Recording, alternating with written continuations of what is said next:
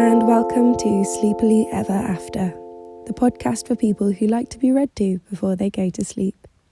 Read and written by me, Alice E. Mayer, based on the stories I was read as a child, because everyone deserves a story before bed. Our first story is The Elves and the Shoemaker, so snuggle up, close your eyes, and I'll begin.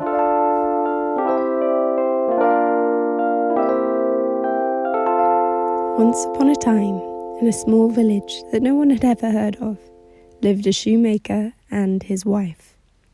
Times were hard and they were so very poor that one sad day the shoemaker realized he only had enough leather to make one pair of shoes. He called to his wife, "These shall be my last pair of shoes. If these don't sell, I don't know what we will do." He cut out the leather, following the pattern to the letter, and left on the bench to sew in the morning, and so he went to bed. The morning came, and he yawned, and he stretched, and he walked down the stairs, but to his surprise he found not the pieces of leather he had left to sew, but a beautiful pair of shoes.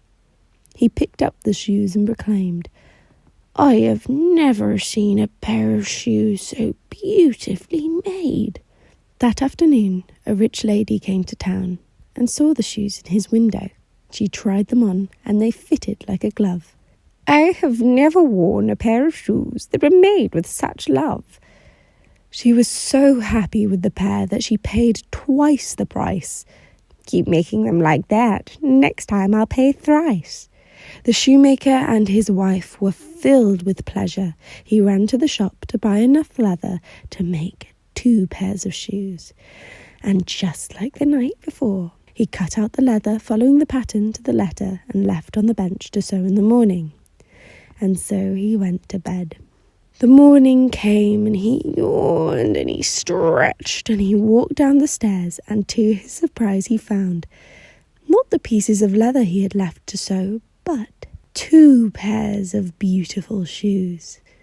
That afternoon, a man and his son came to town and saw the shoes in his window.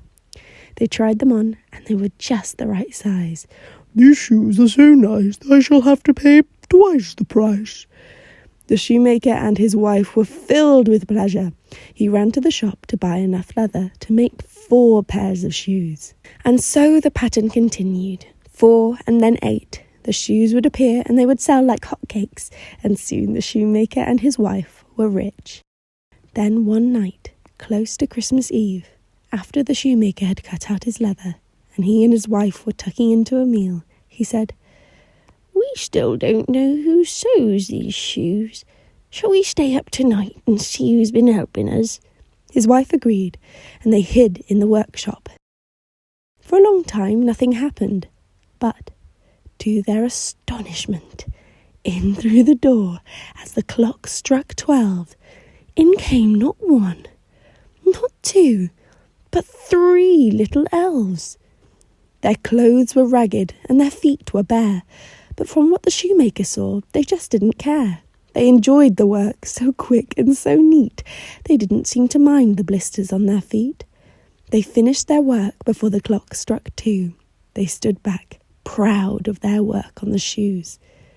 They scurried away and walked out in the snow, and as the door shut, the shoemaker's wife said, I know, to thank our little friends, we can make them fine clothes and shoes. They made us rich, it's the least we can do." The next morning they set to work, the shoemaker making the tiniest pair of shoes you had ever seen, his wife knitting tiny socks and sewing tiny shirts, white and clean.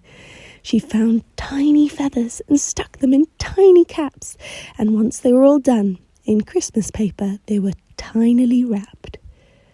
They set them on the workbench where the leather should be, and hid in the workshop so that they could see when the 3 little elves came into the workshop and hopped onto the bench. They were amazed there was no work to do, and just tiny presents. They unwrapped each gift, exclaiming with glee. They put on the clothes, 1, 2, and 3.